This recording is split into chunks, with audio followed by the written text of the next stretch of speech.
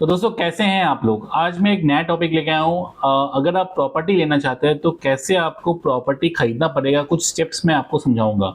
जिसमें आपको एटलीस्ट आपको इन फर्दर कोई प्रॉब्लम या इश्यूज़ नहीं होगा। आप प्रॉपर्टी खरीदने के लिए आप डरोगे नहीं। तो सबसे पहला पॉइंट ऑफ व्यू है क्या, अगर आप कोई नया प्रॉपर्टी लेना चाहते हैं या पुराना प्रॉपर्टी लेना चाहते हैं, तो आपको मैक्सिमम लोन आपको अप्रूव होता है पुराना प्रॉपर्टी में 80 टू 85% तक, न्यू प्रॉपर्टी में 90% तक लोन अप्रूव होता है। तो इस केस में क्या करना पड़ता है आपको, 10 पे या 20% पे करना पड़ता है सेलर को। सेलर को 20% पे करने के बाद आपका प्रॉपर्टी आप रजिस्ट्रेशन के लिए रेडी कर सकते हो। तो फर्स्ट स्टेप्स क्या है, आपको एग्रीमेंट ऑफ सेल्स बनाना पड़ेगा, जहां आप एक टोकन मनी देके पहला आप ये प्रॉपर्टी खरीदना चाहते हो ये आप सेलर को दोगे। देन आफ्टर दैट क्या करना पड़ता है, ये आप एग्रीमेंट ऑफ सेल दोनों दोनों बायर एंड सेलर का साइन करने के बाद ये आप बैंक में प्लेस करोगे with income proof and property का आपका पुराना डॉक्यूमेंट प्लस होने के बाद देन बैंक वाला क्या करेगा, पहले प्रॉपर्टी को सर्चिंग में रखेगा, 20 इयर्स का ओल्ड सर्चिंग में डालेगा पुराना प्रॉपर्टी के केस में, प्लस बैंक प्रॉपर्टी को वेरीफाई करेगा। आप जहां काम करते हैं वहां वेरीफाई किया जाएगा कि आप जहां काम करते हैं वहां वेरिफिकेशन होगा कि आप वहां एज ए एम्प्लॉय है क्या नहीं, या आपका बिजनेस हो तो आपका आईटी या आपका बिजनेस जहां आपका ऑफिस है वहां आपको वेरीफाई किया जाएगा। Then after that loan sanction होने के बाद देन आप बाकी रिमेनिंग जितना भी आपका 20% या 10% गिरता है कि आपको सेलर को पे करना होगा, तो ये पे आपको करने के बाद आपको एक फाइनल डीड बनाना पड़ेगा। आफ्टर ये डीड बनने के बाद ही दिन जाके आपका ये रजिस्ट्रेशन पे करने के बाद दिन आपका फाइनल रजिस्ट्रेशन डेट फाइनल होगा, जहां दोनों बायर एंड सेलर और लॉयर मिलके आपका ये रजिस्ट्रेशन प्रोसेस डन कर देंगे। तो ये है लॉन्ग प्रोसेस, ये है प्रोसेस जहां आपको फॉलो करना होगा। आपका प्रॉपर डॉक्यूमेंटेशन रहना बहुत ज़रूरी है, जिसकी वजह से आपका लोन सैंक्शन होगा।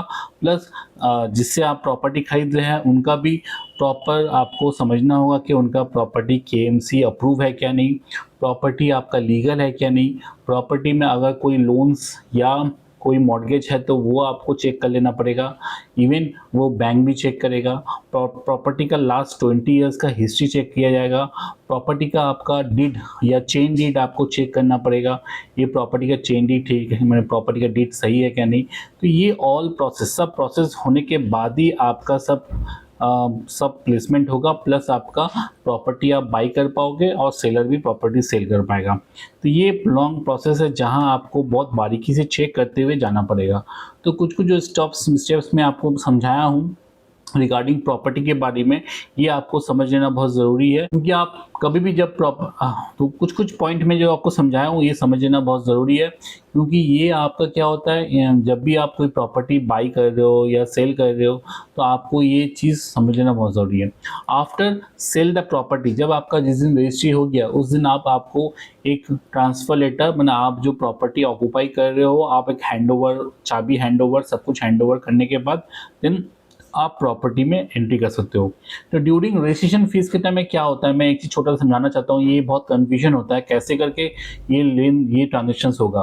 तो ड्यूरिंग रजिस्ट्रेशन के टाइम क्या होता है, अगर आप जिस टाइम रजिस्ट्री करते हो तो आपको वो डीडी में आपको एक जितना अमाउंट आपका सैंक्शन हो गया है लोन, उतना अमाउंट आपका लाइक 20% लाइक 80% तो आपको पे करना पड़ेगा सेलर को, वो 80% का डीडी बन जाएगा। वो डीडी आपका डीड में लिखा रहेगा। अब वो डीडी के बिहाफ ही आपका साइन होगा। देन आफ्टर रजिस्ट्रेशन के बाद ही वो डीडी बैंक क्या करेगा, हैंड ओवर टू सेलर को दे दिया जाएगा, और जितना भी ओरिजिनल डॉक्यूमेंट है सब बैंक अपने पास रख लेगा।